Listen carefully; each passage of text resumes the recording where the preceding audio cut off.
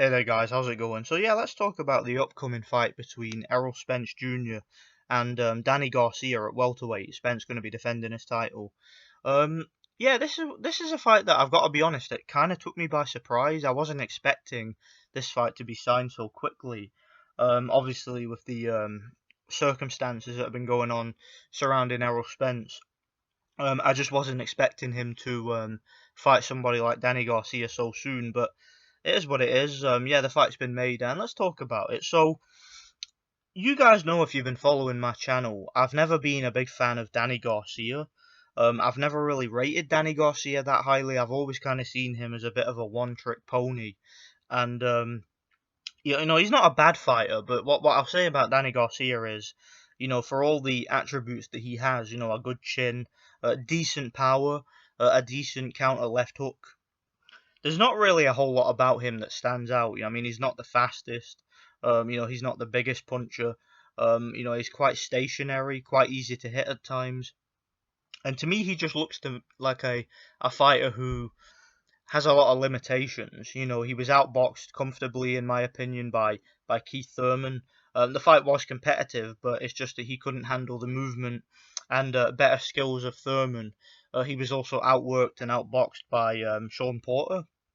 Now, losing to those guys, it's not exactly a shame, but it was, for me, the limitations that he's shown in other fights. I mean, he was getting completely schooled for a couple of rounds by Amir Khan before he managed to land a shot that turned it around.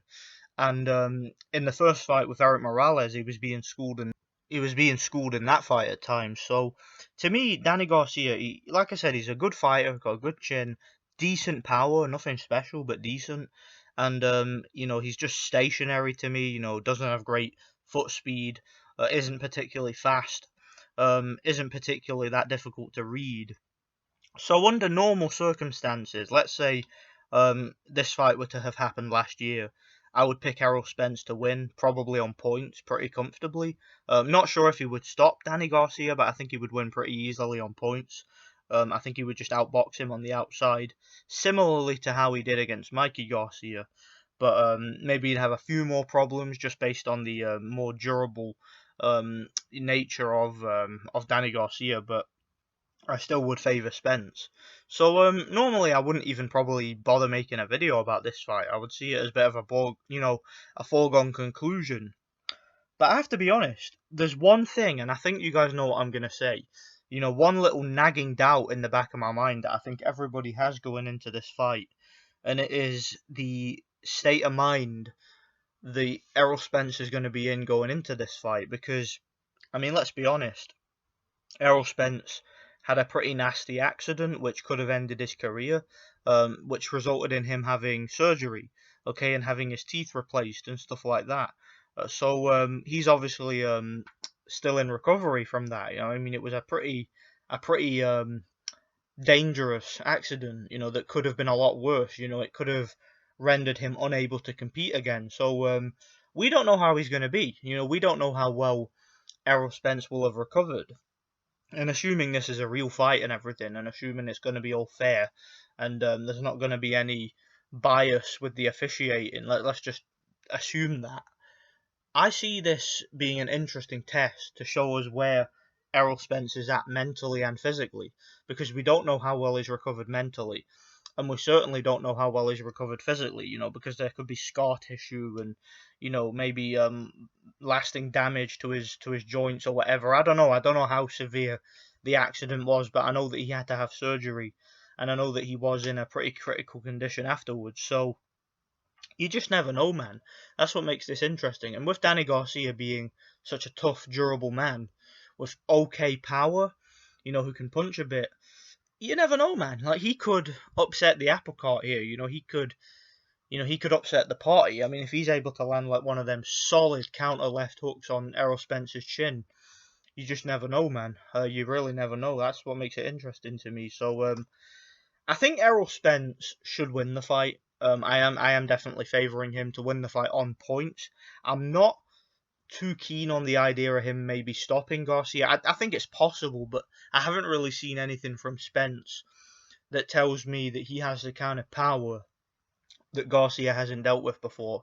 I mean, Thurman wasn't able to stop Garcia, Porter wasn't able to stop Garcia, and I don't think that Errol Spence hits so much harder than those guys to the point where it's going to be any different. I think that Garcia, if he wants to, could survive in this fight and he could go the distance, and he could if he's motivated, if he's there with the certain mindset that he's going to upset the apple cart and take the fight to Spence and really test Errol Spence's chin and see what Errol Spence has after his accident.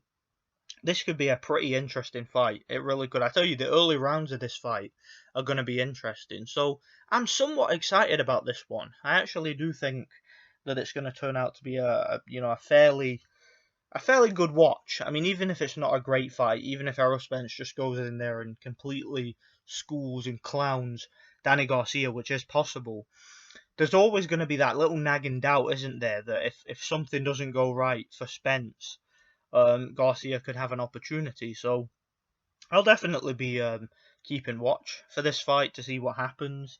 And yeah, I'm intrigued, man. Danny Garcia, like I said, he's got a great chin, and he's very good at setting up that counter left hook. That was the shot that he got Amir Khan with. He also sparked Eric Morales out with in the rematch with that left hook. So he's got some technical ability with that left hook. He's good at setting it up. He's just a very again he's what Dwyer would call a mid-range hooker. He's the kind of guy you don't really want to stand at mid-range, and not have your hands up because he'll catch you with one of them big hooks. So you got to be careful, man. And Errol Spence has never been the best defensively. Errol Spence does have good boxing skill. He does move well. He's got a good jab, a good left hand, but Errol Spence to me occasionally walks onto punches. I mean, even when he fought Mikey Garcia, he occasionally walked onto the odd shot. When he fought Leonard Bundu, he was getting caught here and there. So he can be hit. I mean, Kell Brook was schooling him at times. He's been able to get away with that style. Like he's fighting somebody like Chris Algieri or Leonard Bundu who doesn't really have power.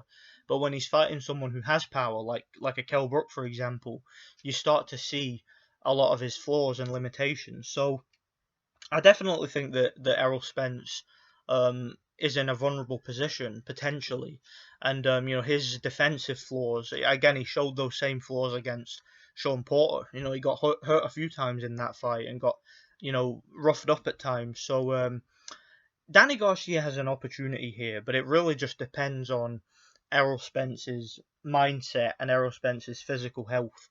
If Errol Spence is at his prime, and if he hasn't been too affected by the accident, then like I said, I see him winning a comfortable decision. He'll keep Danny Garcia on the outside, on the end of a jab. He's got quicker feet, quicker hands, and I think he'll just outbox him. He's also the physically bigger man too, so if it turns into a war of attrition, a perfectly healthy Errol Spence will have the better of that. So I'm going with Errol Spence to win on points, but there's just that little nagging doubt that I have, and that is on whether or not he can, whether or not his body and his mentality holds up for 12 rounds. So I give Danny Garcia a better chance than I would have had this fight been signed last year. That's pretty much all I have to say about it. I know this wasn't a pretty eloquent breakdown, but that I just see this fight very simply. It's a very simple fight to me. It's Errol Spence should win, and he should win on points. But like I said, there's the nagging doubt because of the accident, and that's what actually made me want to talk about the fight. So yeah, let me know what you guys think anyway. What do you think will happen? Do you think that Danny Garcia has a legitimate chance of winning, even if Spence isn't affected by the accident? Let's say it's a prime Errol Spence. Do you think Danny Garcia still has a chance of winning? I personally don't. So let me know what you guys think anyway. Thanks for watching. God bless.